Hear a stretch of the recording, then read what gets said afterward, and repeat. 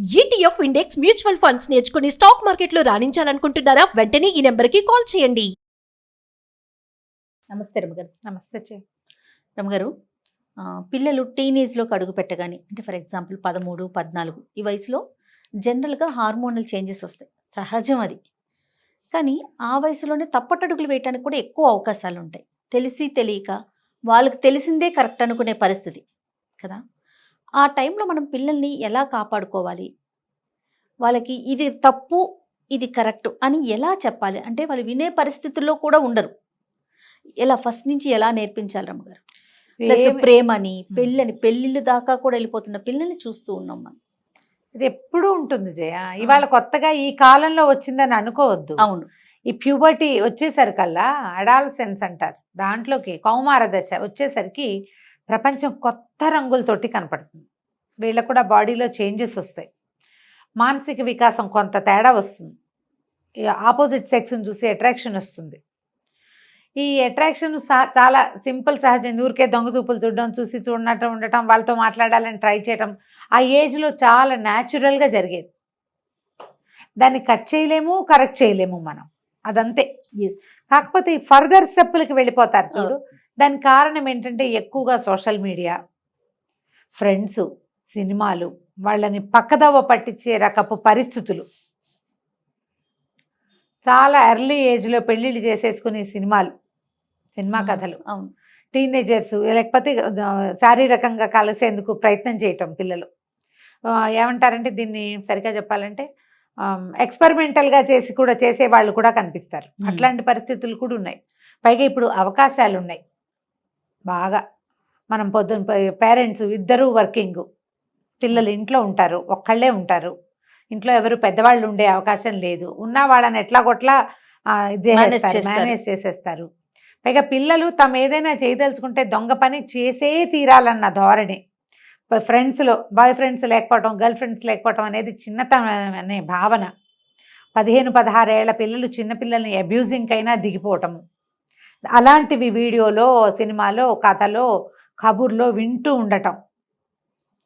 ప్రపంచమే ఈ పరిస్థితిలో ఉంది. ఈ అడాలసెన్స్లో ఆపోజిట్ సెక్స్ పట్ల అట్రాక్షన్ అనేది ప్రపంచ సూత్రం, నేచర్లో సహజంగా జరిగేది, చాలా సహజమైంది. ఆడపిల్లలకి 12-13కే వచ్చేస్తాయి. మగపిల్లలు కొంతమందికి 12-13 ఉంటే, కొంతమందికి 15-16 ఏళ్ళకి స్టార్ట్ అవుతాయి. ఇది వరకు కొంచెం లేట్గా ఉండేది, ఇప్పుడు ఇంకొంచెం మగపిల్లల్లో కూడా. ఎందుకంటే మన ఆహారం వల్ల మగపిల్లల్లో ప్యూబర్టీ కూడా అర్లీగానే వచ్చేస్తుంది. ఇవి వచ్చేసేసరికల్లా వాళ్ళు ఇట్లాంటి వేటైనా చూస్తే సిగ్గుపట్టము, మొహమాట పడ్డము, శరీర అవయవాలు వాళ్ళలో వేరే కొత్త రకమైన ఉద్రేకాలు కలిగించడము, ఇవి సహజమైనవి. కాకపోతే ఏంటంటే ఎక్కువగా పిల్లలతోటి కొంచెం సంబంధ బాంధవ్యాలు ఉంచుకోవాలి. వీళ్ళు ఏం చేస్తున్నారు అనేది ఒక కన్ను వేసి ఉంటారు. ఎంతసేపు వేయాలంటే పోలీసింగ్ చేయకూడదు. పిల్లలు పోలీసింగ్ని సహించరు. అవునవును. ఎంతసేపు మా మీద డిటెక్టివ్ లాగా చూస్తున్నారు, మా పుస్తకాలు చూస్తున్నారు, ఇలా ఏడుస్తారు. దేవుడా, మా ఫోన్స్ చెక్ చేస్తున్నారు. చెక్ చేయకుండా చెక్ చేయాలి. ఎవరి పిల్లలు ఎలా అంటే అందరికీ ఒక సూత్రం అయితే కాదు. పిల్లల దగ్గర కొత్త వస్తువులు ఉంటున్నాయా, కొత్త విషయాలు ఉంటున్నాయా, వాళ్ళు ఏదైనా తరచుగా ఫోన్లో మాట్లాడుతున్నారా, తరచుగా బయటికి వెళ్ళిపోతున్నారా, తరచుగా ఎవరింట్లో స్పెండ్ చేయడానికి ఇష్టపడుతున్నారా ఒకటి, లేదా ఎవరింటికైనా వెళ్ళడానికి భయపడుతున్నారా, ఎక్కడైనా అబ్యూజింగ్ లాంటివి జరిగిపోతున్నాయి. పెద్ద పిల్లలు చిన్న పిల్లల్ని అబ్యూజ్ చేస్తారు. అవునవును. చెప్పలేకపోతాం. అది చెప్పినప్పుడు పేరెంట్స్ కొంచెం బయటకు వచ్చి, గొడవకెళ్ళి పోలీస్ స్టేషన్కే వెళ్ళండి అని నేను చెప్పలేను, పరిస్థితిని బట్టి చేయాల్సిందే, ఎవరి పరిస్థితులు వాళ్ళేవు కదా. దాన్ని హ్యాండిల్ చేయగలగాలమ్మా. పిల్లల్ని ఇలాంటివి చెప్పబోక నాకని తల్లులు ఉన్నారు తెలుసా. ఇవన్నీ జరుగుతాయి. మా చిన్నప్పుడు కూడా ఇలాగే జరిగేవి. వాటిని గొడవ చేయకూడదు, చెప్పకూడదు, ఎవరికి వినకపోగా ఇట్లా చెప్పే తల్లులు కూడా ఉంటారు. భయం అన్నమాట. పరిస్థితిని హ్యాండిల్ చేయడానికి భయపడతాం మనం. ఇప్పుడు ప్రేమలు, పెళ్ళిళ్ళు, ఏదైనా మాటలు వచ్చినప్పుడు పిల్లలకి వివరంగా చెప్పాలి. ఎలా వివరంగా చెప్పచ్చు అంటే ఈజీ మెథడ్.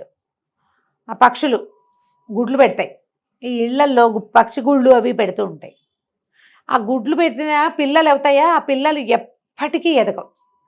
ఎన్ని రోజులు పడుతుందో, నెల రోజులైనా పడుతుంది అవి రెక్కలు వచ్చి ఎగరటానికి. 20 నుంచి నెల రోజులు తీసుకుంటాయి. ఈ పిల్లలకి వాటిని చూపించాలి. నువ్వు ఏదైనా చేయొచ్చు. రెక్కలు బలంగా వచ్చాక పక్షి ఎగిరిపోతుంది. ఒక్క రోజులో ట్రయల్స్ చేస్తాయి, రెండో రోజుకి జంప మొత్తం పిట్టలన్నీ ఎగిరిపోతాయి. అలా ఎగిరిపోవాలంటే రెక్కలు బలంగా ఉండాలి. దానికి నీకు చదువు, ఓ ఉద్యోగం, ఓ వ్యాపారం, నీ కాళ్ళ మీద నువ్వు నిలబడ్డం, నువ్వు ఇండిపెండెంట్గా ఉండటం, నువ్వు సంపాదించుకోవటం, నీ డబ్బులు నీవి. పక్షికి దాని రెక్కలు దానిలాగా. అమ్మ నాన్న ఇద్దరు ఎగురుతారు, బుజ్జిపిట్టలు ఎందుకు ఎగరవు? దానికి స్ట్రాంగ్ అవ్వాలి కదా. అయ్యేదాకా అది కూర్చుంటుంది. ఇక్కడే ఏ డాన్స్ ఆడినా అక్కడక్కడే చూస్తూ ఉంటుంది. నువ్వు కూడా అలాగే ఉండాలి. ఓకే, అది నేర్పించాలి. అది నేర్పించాలి, అది చెప్పాలి. ఏదో ఒక సందర్భంలో వచ్చినప్పుడు అలాంటివి ఏమైనా రాగానే మా తల్లిదండ్రులు స్కిప్ చేసేస్తుంటారు మాటలు. స్కిప్ చేయొద్దు, ఇలాంటివి చేయకూడదు. ఎవరైనా ఇలా క్లోజ్గా మూవ్ అయితే రకరకాల ప్రాబ్లమ్స్ వస్తాయి, హెల్త్ ఇష్యూస్ వస్తాయి, ఏమైనా ప్రాబ్లమ్స్ వస్తాయి, చదువు పాడైపోతుంది. నీకు రేపొద్దున నువ్వు బతకడానికి కావాల్సిన చోటు ఈ ఒకరోజు ఈ 14వ ఏట ఈ 18వ ఏటే జీవితం అయిపోదు కదా. మనకేంటంటే పిల్లలు కథలు చదువుతారా, హ్యాపీలీ లివ్డ్ ఎవర్ ఆఫ్టర్ అని ఉంటుంది. దాంట్లో అబ్బాయి అమ్మాయి పెళ్లి చేసుకున్న తర్వాత హాయిగా ఉన్నారు. అబ్బాయి అమ్మాయి పెళ్లి చేసుకున్నాక హాయా? ఏముంది హాయి? అమ్మ నాన్న పెళ్లి చేసుకున్న తర్వాత ఏం హాయి ఉంది? ఎంత హాయి ఉంటుంది? తర్వాత అంతా జీవితమే కదా, అదంతా గడపద్దు కాదు రమ్మగారు, అక్కడే కదా మొదలు. అక్కడి నుంచి స్టార్ట్ అయ్యి నువ్వు ఎంత స్ట్రగుల్ అయితే జీవితం చివరి దాకా వెళ్తుంది. నేను కూడా చిన్నప్పుడు పెళ్ళైపోతే అయిపోయేదని అనుకునేదాన్ని చేయ. ఎందుకంటే కథలన్నీ అంతే. సుఖంగా ఉన్నారు అంటే ఏమిటది? అసలే మీరు పుస్తకాలు అప్పురుగాయి మొత్తం అలా ఊహించేసుకునే వాళ్ళు. అలాగే ఉండేది, నాకు కూడా అలాగే ఉండేది. ఎవరికైనా అంతే అంతే, సహజం. అది చాలా సహజంగా ఇలాగే అనుకుంటాం. ఇదే sentence, they lived happily ever after. ఎప్పటికీ హ్యాపీగా ఉన్నారు జీవితాంతం. సినిమాలో కూడా చూడండి రమ్మగారు, పెళ్ళి అవగానే శుభం ఎట్లా అవుతుంది? ఒట్టి శుభమే అవుతుందా? అలాగే ఉంటామా? పెళ్ళయ్యాక ఏవి రావా? వస్తున్నాయిగా మన అమ్మ నాన్నల జీవితాల్లో. పిల్లల్ని ఇలా ఆలోచింపచేయండి.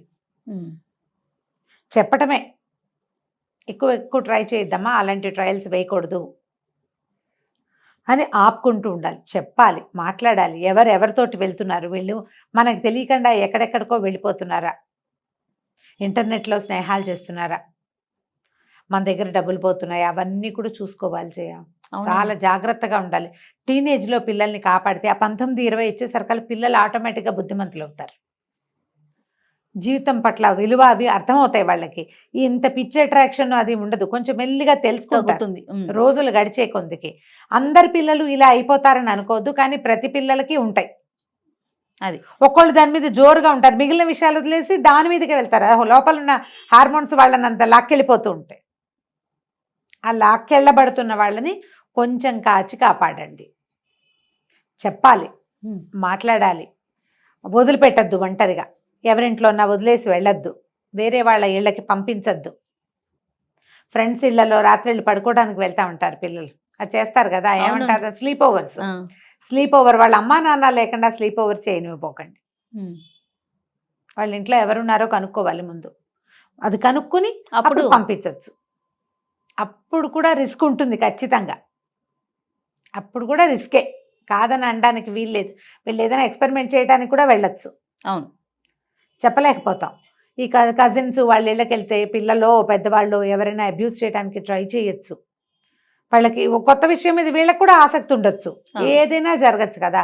కొంచెం ఒక కన్ను వేసి అమ్మో నాన్నో ఎవరో ఒకళ్ళు పిల్లలకి ఏదైనా తల్లులు నేర్పించకపోతే తండ్రులు వదిలే చిన్నపిల్ల చెప్పకూడదంటారు.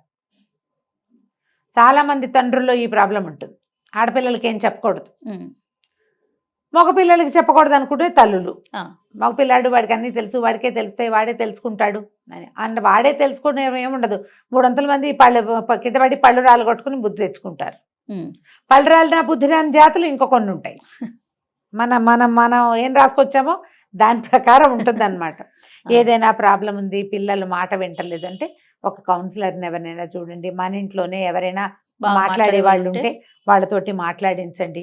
సైకాలజిస్టులు, సైక్రియాటిస్టులు మనకి చాలా మంది ఉన్నారు ఇప్పుడు. అవును, పిల్లలకి కౌన్సిలింగ్ ఇచ్చేవాళ్ళు, చైల్డ్ కౌన్సిలర్లు.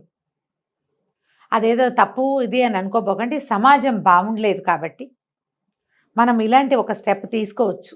అవును, స్కూల్లో టీచర్లతో ఏమైనా ప్రాబ్లమ్స్ ఉన్నాయా అలాంటివి కూడా కొంచెం చూసుకుంటూ ఉండాలి. ఈ ఏజ్లో వాళ్ళంతటా వాళ్ళకే ప్రేమలు ఆసక్తులు అవి ఏర్పడితే అది ఉండాలి, కానీ ఇంత పిచ్చకపోకూడదు అనే విషయం వాళ్ళకి తెలియచేయాలి. ఎవరితోటైనా మాట్లాడించి దీన్ని సెట్ చేయొచ్చు, ట్రై చేయాలి. కానీ అంతే. రైట్ అమ్మగారు, నమస్తే.